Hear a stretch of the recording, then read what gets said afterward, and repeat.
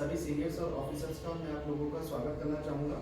और आज ये राजकीय उच्च माध्यमिक विद्यालय माखोपुरा अजमेर में ये वीडियो शूट किया जा रहा है, जिसका मेन पर्पज ये है कि ICT 5051 लैब में कौन कौन से उपकरण लगे हैं और इस उपकरण को कैसे ऑपरेट किया जाता है, इसके बारे में इस वीडियो में मैं आपको बताऊंगा। और मैं आपको मेरा परिचय देना चाहूँगा। मेरा नाम दुर्गेश शर्मा है और मैं vision India software export limited में as a senior technical support engineer के पद पर जॉब कर रहा हूँ। और ये vision India software exports limited Pune, जो कि महाराष्ट्र में हमारा हेड ऑफिस है, और रीजनल ऑफिस जयपुर में है। चलो तो मैं आपको आगे ले चलता हूँ और इस वीडियो के माध्यम से आपको सारे इक्विपमेंट के बारे में और इसकी फंक्शनलिटी के बारे में, कैसे इसे ऑपरेट किया जाता है।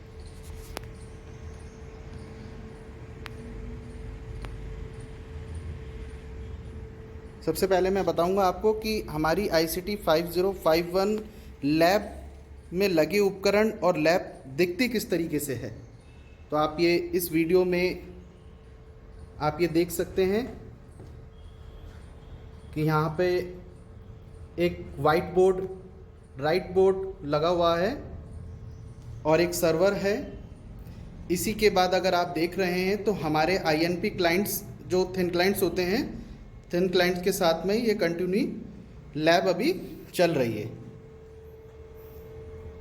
मैं स्टार्ट करना चाहूँगा।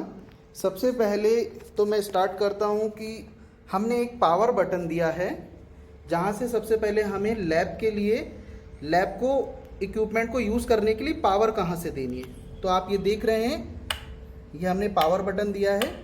ये डायरेक्ट पावर बटन है उस स्थिति में जब आपका UPS कार्य नहीं कर रहा हो। अभी हमने इसे UPS से डायरेक्ट कनेक्ट किया हुआ है। ये PL गार्ड का जो power gun system private limited का 1 kV का UPS दिया गया है, जो कि 30 मिनट्स तक अपना बैकअप प्रोवाइड करता है विदाउट इलेक्ट्रिसिटी के बाद। अब मैं बताना चाहूँगा सेकंड जो हमारी चीज़ है, ये है HP का 19.5 इंच समथिंग, ये TFT मॉनिटर है। हाई HD रिजोल्यूशन के साथ में ये मॉनिटर है। इसी के बैक साइड में ये INP कंप्यूटर लिमिटेड का एक डिवाइस लगाया गया है, जिसे जीरो क्लाइंट या थिन क्लाइंट भी कहते हैं। ये LAN केबल के माध्यम से हमारे स्विच बोर्ड और मास्टर कंप्यूटर, जो कि हम जिसे सर्वर कहते हैं, उससे कनेक्टेड है। यही सेम INP डिवाइसेस हमारे 13 thin clients with master computer, जिसे हम सर्वर कहते हैं, उसके साथ लगे हुए हैं।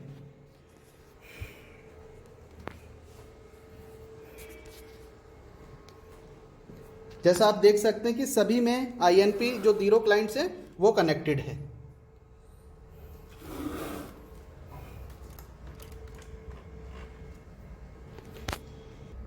इसी के बाद मैं आपको बताना चाहूँगा कि ये एक TP लिंक का स्विच है, जो कि 24 पोर्ट्स के साथ हमने दिया है। 100/1000 गीगाबाइट का ये अनमैनेज स्विच है, जो कि सर्वर और थिन क्लाइंट्स के बीच में इंटर कम्युनिकेट है।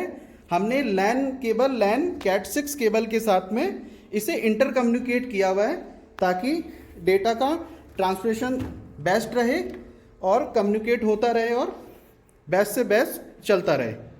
इसीलिए हमने Cat 6 के साथ इसे प्रोवाइड किया है। और ये सभी इंडिपेंडेंट INP थिन क्लाइंट्स के साथ कनेक्टेड है। जैसा कि मैं आपको बताना चाहूँगा, आप इसके बैक साइड में ये Cat 6 पैच कोड देख रहे हैं।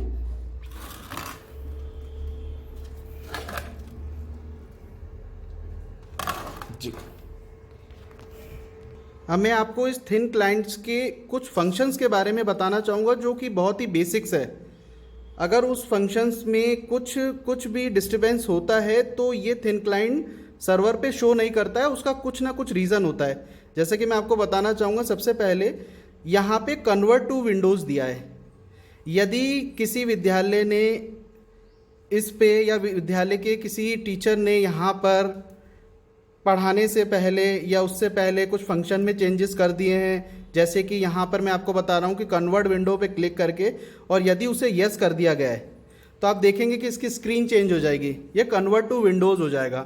बट हम लोगों ने क्या है, ये जो लैब जो है, लैब लिनक्स बेस उबंटू जो 16.04 LTS के बेस पे रन करती है, ये इसका ऑपरेटिंग सिस्टम है उबंटू। अब आप देखेंगे ये थिन क्लाइंट्स, आप देखें आप ये थिन क्लाइंट का कलर बिल्कुल चेंज हो गया और ये कन्वर्ट टू विंडो पे हो गया है। अगर ये कन्वर्ट टू विंडो रहेगा, ये रहेगा तो अब ये सर्वर से पिंग नहीं होगा, यानी कि ये जो थिन क्लाइंट से ये वर्क नहीं करेगा। तो सबसे पहले हमें इसे हमेशा बाय डिफ़ॉल्ट यहाँ कुछ चेंजेस नहीं करना है, ये कन्वर्ट टू उबंटू ही रहेगा, आपको इसमें कुछ भी चेंजेस नहीं करना है। देखिए अब ये कन्वर्ट टू हमारा ये जो सर्वर है, ये जो थिन क्लाइंट्स है ये कन्वर्ट टू लिनक्स हो चुका है। अब यहाँ पर हम लोग कभी कभी ऐसा होता है बाय डिफ़ॉल्ट अगर कुछ चेंजेस किया गया होगा तो ही इसमें आईपी चेंजेस होती है, अदरवाइज इसमें आईपी कभी चेंजेस नहीं होती है। जो भी बाय डिफ़ॉल्ट हमने इसमें एंटर की है वही इसमें आईपी रहती हैं। जैसे कि मैं सेटिंग पे क्लिक, बाय द वे कभी भी अगर आपको इस तरीके का इशू आता है कि हमारी आईपी चेंजेस हो गई हैं तो उस आईपी को किस तरीके से चेंज किया जाए, तो ये सेटिंग के ऑप्शन पे क्लिक करने के बाद आप देन हमने इसमें बाय डिफ़ॉल्ट किसी भी तरीके का पासवर्ड इसमें एंटर नहीं किया है, ये विदाउट पासवर्ड ही ओके होगा, तो यहाँ पर ओके करना है। देन उसके बाद में नेटवर्क सेटिंग पे क्लिक करना है। हमने आप देख लीजिए यूज़ डायनेमिक आईपी नहीं किया हुआ है, हमने यूज़ बिलो आईपी किया, यानी कि हमने मैनुअल आईपी दिया हुआ है। ये मैनुअल आईपी इसी सीरीज में ही हमने 1 to 14 तक ही सीरीज तक हमने कंटिन्यू यूज़ की है। अगर यहाँ पे कोई भी आईपी चेंज हो जाता है तो आप यहाँ से आईपी चेक करके और किसी भी थिन क्लाइंट्स का आईपी चेंज कर सकते हैं। ये देख सकते हैं अब ये एडिटेबल है, इसको एडिट करके और यहाँ सेव करना होता है। जैसे कि मान लीजिए कि मेरा आईपी यहाँ पे मेरा आईपी 14 दिया है, बट 14 किसी और सर्वर का और थिन क्लाइंट्स का है, तो मैं यहाँ इसे 15 करके उसे सेव कर सकता हूँ। ठीक है,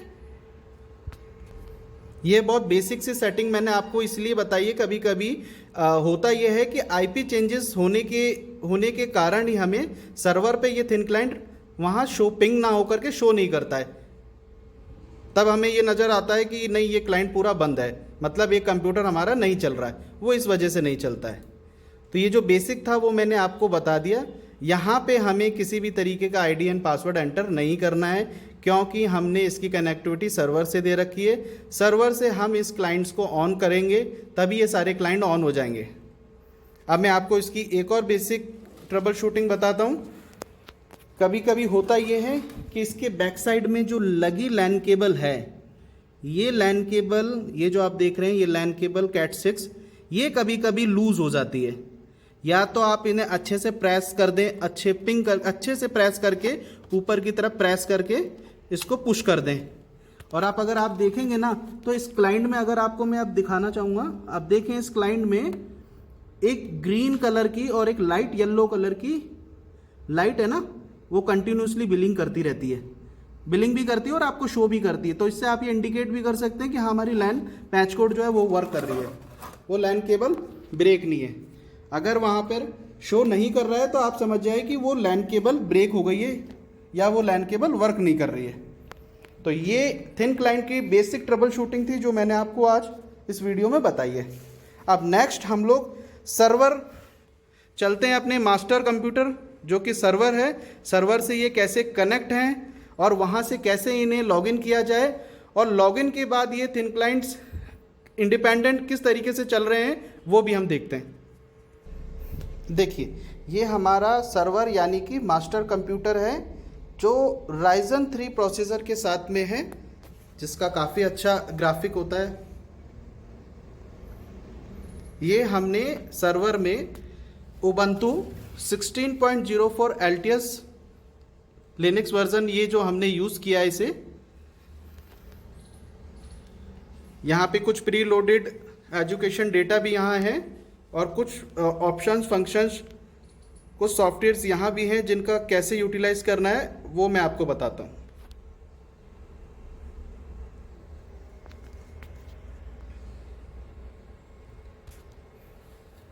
अच्छा,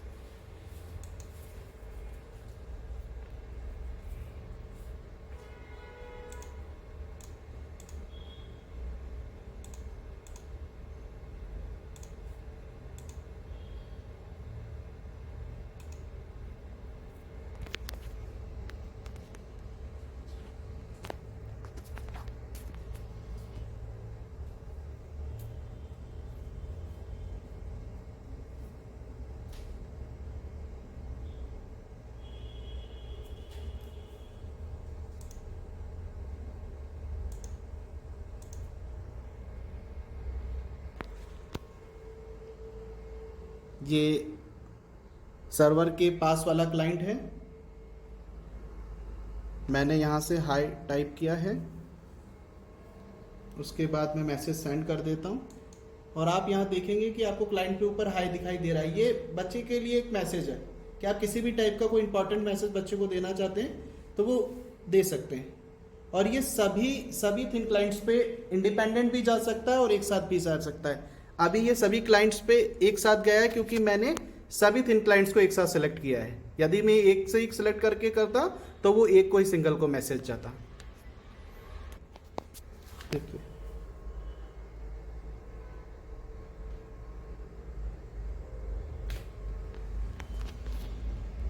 इस तरीके का पेन दिखाई देगा वो, ये देखिए आप, है ना? इसको हमें 15 मिनट से ज़्यादा 15 मिनट में इसे चार्ज करना है। चार्जिंग के लिए देखो आपको एक केबल भी प्रोवाइड की गई है, ये केबल प्रोवाइड की है। ये केबल जो USB बेस केबल है, ये केबल आप है ना अपने CPU में लगा के इस केबल को कनेक्ट करके आप इसे 15 मिनट चार्ज करिए और 15 मिनट के बाद में ये 9 घंटे का बैकअप देती है ना। 15 मिनट के बाद 9 घंटे आप इसको इस पेन को एज अ टच यूज़ कर सकते हैं। बोर्ड पे कैसे यूज़ करना है वो मैं आपको बताऊंगा, बट जनरली मैं यहाँ पे थोड़ा आपको शो कर रहा हूँ। देखिए, लॉगिन होने के बाद में ये थिन क्लाइंट्स कुछ इस तरीके से डिस्प्ले करता है ना। ये एक थिन क्लाइंट है, वो इस तरीके से डिस्प्ले करता है ना। यहाँ पर आप यूजर्स होम, ये जो यूजर्स होम दिया हुआ है, यूजर्स होम्स पे क्लिक कर सकते हैं। क्लिक करने के बाद में जो ये आपका एरो दिया है ना, आपके एरो पे क्लिक करेंगे। मैं उसके लिए आपको बता रहा हूँ कि आपको एजुकेशन कंटेंट जो है वो कहाँ से यूटिलाइज करना है। देखो, मैंने इसे आपके एरो पे क्लिक किया। HP का हम फोल्डर इसलिए सेलेक्ट कर रहे हैं क्योंकि जो हमारा मेन सर्वर है, लिनक्स का जो मेन हमने सर्वर यूज़ किया है, वो सर्वर जो है वो सर्वर HP का है, HP ब्रांड कंपनी का है। तो HP को हम ओपन करेंगे। अब यहाँ पर आप देख सकते हो कि देखो जो डेटा आपने वहाँ सर्वर पे डेस्कटॉप पे रखा होगा, डॉक्यूमेंट में रखा होगा, डाउनलोड में रखा होगा, तो वो आपको उसी सोर्स फाइल में मिलेगा। तो जैसे मैंने कि डेस्कटॉप पे रखा है, मैंने डेस्कटॉप पे एक डेटा रखा था एजुकेशन डेटा, तो मैं डेस्कटॉप पे क्लिक करूँगा। यहाँ पर मेरे को एजुकेशन डेटा दिखाई दे रहा है ना। ये एजुकेशन डेटा, ये यहाँ पर ये इस एजुकेशन डेटा में ये जो फोल्डर है, यहाँ से मैं कंटेंट जो यूज़ करना चाहता हूँ वो कंटेंट यूज़ कर सकता हूँ। देखिए, सारे कंटेंट आपको दिख रहे हैं क्लास वाइज। तो वो जो ऑप्शन मैंने आपको बताया ना यूज़र होम पे जाने के बाद में, मैं एक बार और बता देता हूँ। यूज़र होम पे जाने के बाद में ये जो एरो है ना, अप वाला एरो पे क्लिक करना है और HP का फोल्डर सेलेक्ट कर लेना है, ठीक है।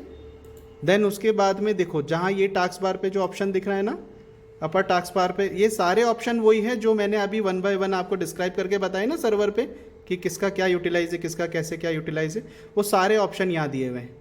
ये 0 थिन क्लाइंट्स अभी इंडिपेंडेंट क्लाइंट वर्क कर रहा है। तो यहाँ पे जैसे कि मैं आपको लिब्रा ऑफिस खोल के ओपन करके बताता हूँ।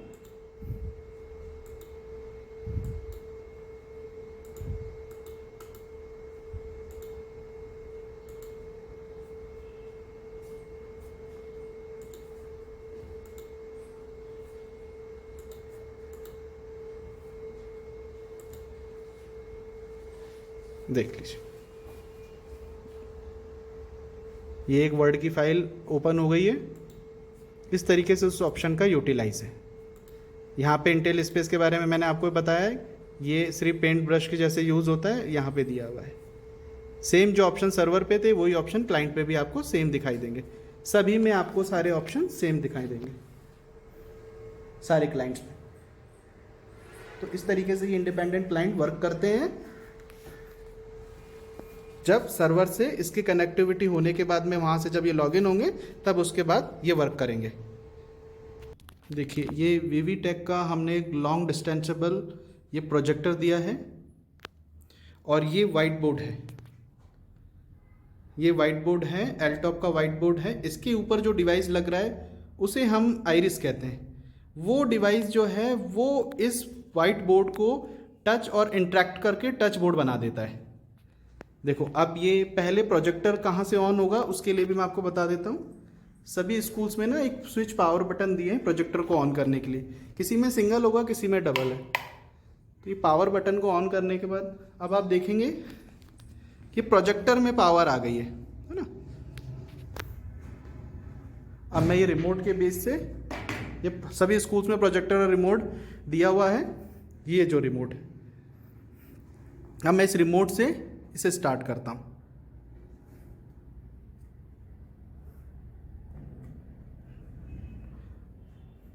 यदि अगर आप देख रहे हैं और देखेंगे तो आपको दिखाई देगा कि जो ग्रीन कलर की लाइट, पहले जो ऑरेंज कलर की लाइट थी वो ग्रीन कलर की लाइट में चेंज हो गई है। और एक बीप साउंड भी आ गया। जब भी ये प्रोजेक्टर ऑन होगा तब एक बीप साउंड होगा, जब भी ये प्रोजेक्टर बंद होगा तब भी आपको एक बीप साउंड दिखाई देगा। यहाँ भी कुछ मल्टीपल ऑप्शंस दिए हुए हैं। ये सारे ऑप्शंस अपने वीवीटेक के जो इसका रिमोट दिया है वो रिमोट कंट्रोल में भी सभी ऑप्शंस दिए गए, सारे ऑप्शंस हैं। देखिए अभी हमारा प्रोजेक्टर ऑन हो गया है। अब इस प्रोजेक्टर पे जो स्क्रीन है, हमारी सर्वर की जो स्क्रीन है वो स्क्रीन आपको प्रोजेक्टर पे स्क्रीन दी हुई है।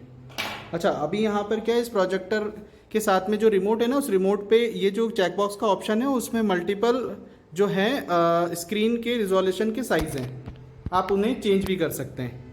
जैसे मैंने 9x10 10x9 ऐसे सेट किया है। तो आप उसे मल्टीपल, वो जैसे भी आप मल्टीपल क्लिक करते रहेंगे, जैसे मैं क्लिक करके बताता हूँ आप इसको, ये देखिए तो देखो साइज़ ऑटोमेटिक ऊपर चेंज हो रहा है। मैं अभी 16:10 सेलेक्ट कर लेता हूँ क्योंकि वो मेरे लिए परफेक्ट साइज रहेगा, है ना। अभी मैं 16:10 ही कर देता हूँ, 16:10 का।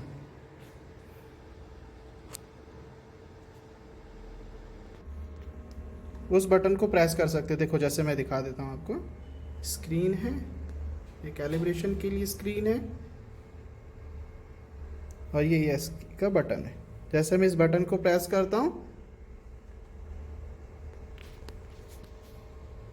हमारा जो प्रोसेस है वो कंप्लीट हो जाएगा। देखिए आपको इस स्टार्ट एंड रेडी शो कर रहा है। अब हमारा जो ये पेन है, ये जो टच पेन है, इसको हम यूज़ करते हैं वाइट बोर्ड पे। देखिए ये जो पेन है, इस पेन को मैं ऑप्शन पे क्लिक कर रहा हूँ। ये जो पेन है वो टच कैलिब्रेट हो गया है।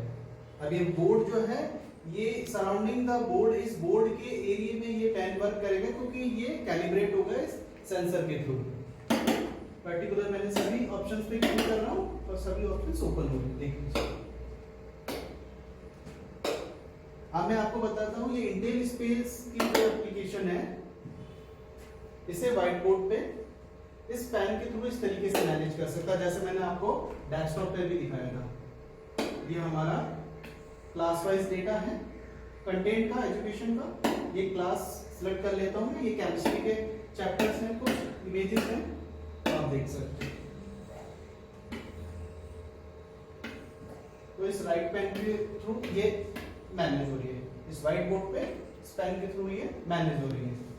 अब मैंने जैसे कि आपको बताया था, नया पेज में ले लेता हूँ। इस पेज पे जैसे कि मैं इस पेन को रेड पेज बना,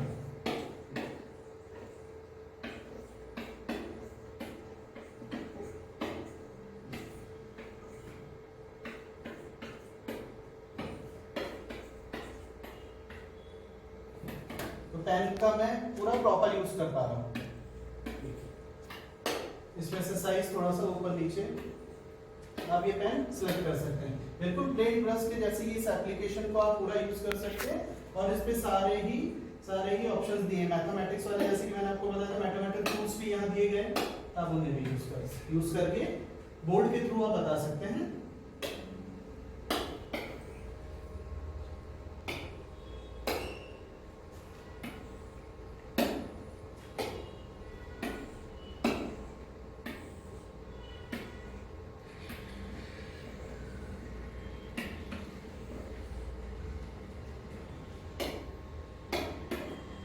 ये शेपिंग है, और अगर मैं कलरिंग की बात करूं